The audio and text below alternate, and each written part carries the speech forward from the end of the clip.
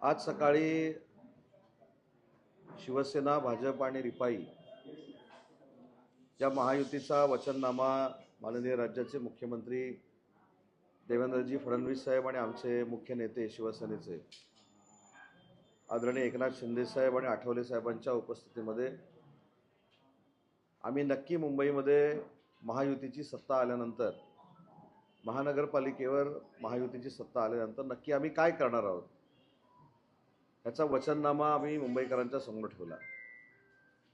आणि हा जो वचननामा आहे हा आम्ही पूर्ण करणारा वचननामा दिलेला आहे. पण आपल्याला माहिती आहे की तत्कालीन मुख्यमंत्री एकनाथ शिंदे साहेब होते, आता विद्यमान मुख्यमंत्री देवेंद्रजी आहेत. दोघेही दिलेला शब्द पूर्ण करणारे आहेत ही त्यांची खासियत अख्ख्या महाराष्ट्राला माहिती आहे. आणि म्हणूनच पूर्वी झालेल्या नगरपालिकेच्या निवडणुकीमध्ये 2/3 मेजॉरिटीनं महायुतीचे नगराध्यक्ष हे विराजमान झाले.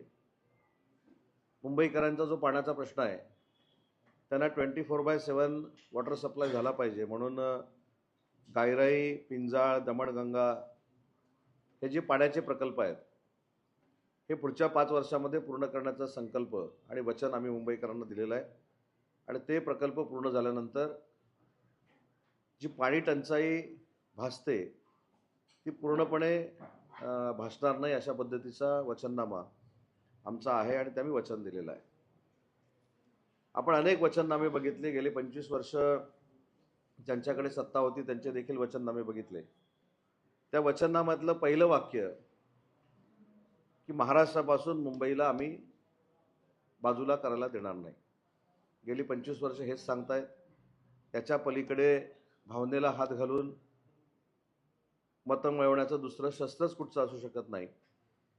पण स्वतः माननीय एकनाथ शिंदे साहेबांनी, देवेंद्रजींनी सांगितलेलं आहे की ज्यावेळी मुंबईला महाराष्ट्रापासून बाहेर करण्याचा विचार जरी कोणाच्या मनामध्ये आला तरी त्याला, म्हणजे त्यांनी एका वाक्यात सांगितलं, कोणाचाही बाप मुंबई महाराष्ट्रापासून दूर करू शकत नाही आणि ती होणारच नाही. पण जे होणारच नाही ते वचननाम्यामध्ये आणायचं आणि मुंबईकरांच्या काळजाला हात घालायचा. हे 25 वर्ष सातत्यानं काही लोकांनी मुंबईकरांच्या भावनाशी खेळ करून मतं मिळवलेली आहे. आणि मुख्य मुद्द्याकडे दुर्लक्ष झाला, तो 40 लाख मुंबईकर मराठी माणूस जो मुंबई सोडून MMR रिजनमध्ये गेलेला आहे त्याला पुन्हा एकदा विविध योजनांच्या माध्यमातून मुंबईमध्ये आणून ही आमची मुंबई खरी मराठी माणसाची आहे अशा पद्धतीचं चित्र पुन्हा एकदा निर्माण करण्याचा संकल्प आमचा आहे. मग ही 40 लाख लोक कोणाच्या कारकिर्दीमध्ये बाहेर गेली हे मला काही सांगायची आवश्यकता नाही. परवाची जी एक मुलाखत मी बघितली त्या मुलाखतीमध्ये ज्येष्ठ अभिनेते जे कोकणातले आहेत, ज्येष्ठ निर्माते, जे मुंबईकरांच्या आशीर्वादानं इथपर्यंत पोचले, मुंबईकरांनी मराठी माणसाने चित्रपट बघितले म्हणून इथपर्यंत पोचले, त्यांचं एक वाक्य होतं की घरातनं बाहेर पडल्यानंतर मुंबईची लाज वाटते.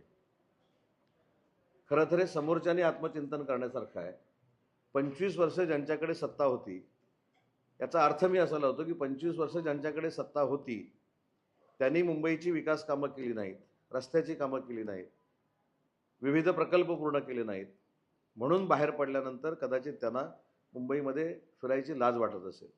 त्यांनीच खरं हे उत्तर दिलेलं आहे. त्यांनी मुलाखत घेता घेता मुंबईकरांना उत्तर दिलं की ज्यांच्या हातामध्ये मुंबईची सत्ता होती, ज्यांच्या हातामध्ये मुंबईकरांची महसुलानं भरलेली तिजोरी होती, ते विकास काम करू शकले नाहीत म्हणून मला मुंबईमध्ये राहायची लाज वाटते, असा कदाचित त्याचा अर्थ असावा.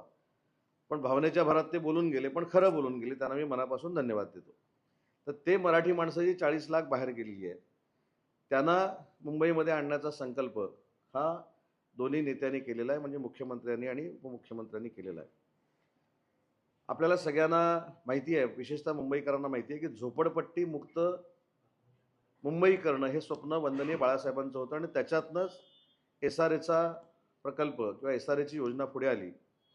त्या SRAच्या योजनेमधनं झोपडपट्टीवासियांना घर निर्माण करून देणं आणि त्यांना देखील झोपडीतनं बाहेर काढून घरामध्ये पाठवणं ही आमच्या महायुतीच्या सरकारची आणि महानगरपालिकेची प्रायोरिटी राहणार आहे, प्राधान्यक्रम राहणार आहे. पर्यावरणाचं संवर्धन करण्यासाठी, पर्यावरणासाठी हजारो कोटी रुपयाचा निधी हा महाविकास आघाडीच्या सरकारकडनं या मुंबईला मिळणार आहे.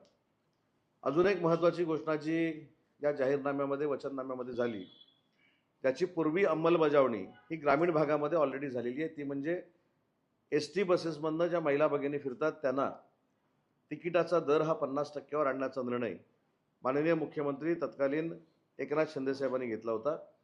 आणि तीच घोषणा पुन्हा एकदा शहरासाठी, मुंबई शहरासाठी म्हणजे BST मधनं प्रवास करणाऱ्या महिलांचा जो आर्थिक भार आहे तो कमी करण्याचा निर्णय महानगरपालिका घेणार आहे, अशा पद्धतीचं वचननाम्यामध्ये नमूद आहे.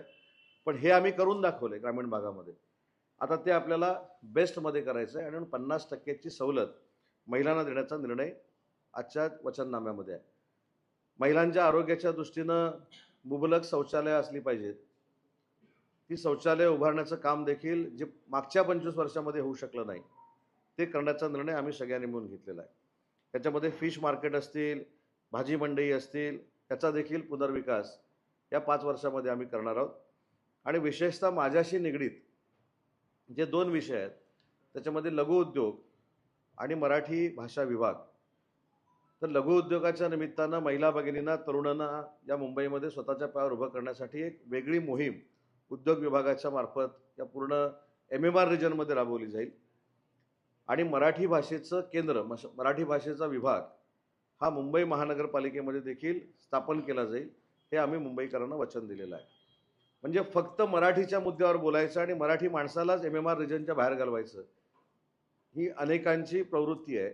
पण गेलेल्या 40 लाख मराठी माणसाला पुन्हा एकदा मुंबईमध्ये आणणं, त्यांना घर देणं आणि आमच्या मराठी भाषेचं अस्तित्व जे जगभरामध्ये आहे ते मुंबई महानगरपालिकेच्या कार्यालयामध्ये देखील असावं, म्हणून मुंबईमध्ये भाषेचा विभाग सुरू करण्याचा निर्णय आमच्या वचननाम्यांमध्ये आहे. बेस्टची संख्या प्रवाशांसाठी 5,000 वरनं 10,000 करण्याचा देखील आमचा संकल्प आहे. आणि सगळ्यात महत्त्वाची गोष्ट की महिलांना जे 1 लाखापर्यंतचं कर्ज होतं ते 5 लाखापर्यंत करण्याचा MMR रिजनमध्ये, मुंबई महानगरपालिकेमध्ये आम्ही महायुतीच्या सरकारनं निर्णय घेतलेला आहे. सगळ्यात महत्त्वाची गोष्ट, काही भाषणामध्ये फक्त बांगलादेशी आणि रोहिंग्याबद्दल बोललं जातं. आज प्रशासक असताना देखील सरकारच्या माध्यमातून अनेक वेळा कार्यवाही झाली. आणि महानगरपालिकेवर ज्यावेळी महायुतीचा महापौर बसेल त्यावेळी एक मिशन म्हणून रोहिंगे आणि बांगलादेशी जे आहेत त्यांच्यापासून मुंबईला मुक्त करण्याचा निर्णय आणि वचन आम्ही मुंबईकरांना दिलेलं आहे. त्याच्यामुळं जे आपले ऐतिहासिक चौक आहेत मुंबई शहरातले ते देखील सुशोभीकरण आम्ही करणार आहोत. रवींद्र नाट्य मंदिरचा जसा पुनर्विकास आपण सांस्कृतिक क्षेत्रासाठी केला, तशी जेवढी महानगरपालिकेची नाट्यगृह आहेत त्या नाट्यगृहांचा देखील पुनर्विकास करून सांस्कृतिक क्षेत्रात काम करणारे, नाट्य क्षेत्रामध्ये काम करणारे, कला क्षेत्रामध्ये काम करणारे जे विद्वान आणि तज्ज्ञ लोक आहेत त्यांच्याशी चर्चा करून हा पुनर्विकास आपण करणार आहोत. आणि सगळ्यात महत्त्वाचं, हे सगळ्या गोष्टी होतच राहतील, परंतु 2034चा मुंबई विकास आराखडा हा देखील आपण लवकरात लवकर महायुतीच्या सरकारमार्फत, महानगरपालिकेमार्फत करणार आहोत. हे झालं आमच्या वचननाम्याबाबत. काल UBTनं वचननामा जाहीर केला. ह्याच्यामध्ये नवीन काहीच नव्हतं. ज्यावेळी UBTची सत्ता मुंबईमध्ये आली तेव्हापासून चालत आलेला तो वचननामा होता. पण या सगळ्याला कंटाळून आज सकाळी एक जी घटना घडली ती राजकीयदृष्ट्या अतिशय महत्त्वाची आहे. ते म्हणजे दगडूदादा सकपाळांनी माननीय एकनाथ शिंदे साहेबांच्या नेतृत्वाखाली खऱ्या अर्थानं वंदनीय बाळासाहेबांचा विचार पुढे नेणाऱ्या धनुष्यबाणाच्या शिवसेनेमध्ये प्रवेश केला. याचा अर्थ काय? मराठी लोक ज्या ठिकाणी राहतात, मग लालबाग असेल, परळ असेल, शिवडी असेल, तिथला विकास देखील माननीय एकनाथ शिंदे साहेबांच्या नेतृत्वाखाली महायुतीच करू शकते, हे त्यांच्या प्रवेशानं आज त्यांनी सिद्ध करून दाखवलेलं आहे.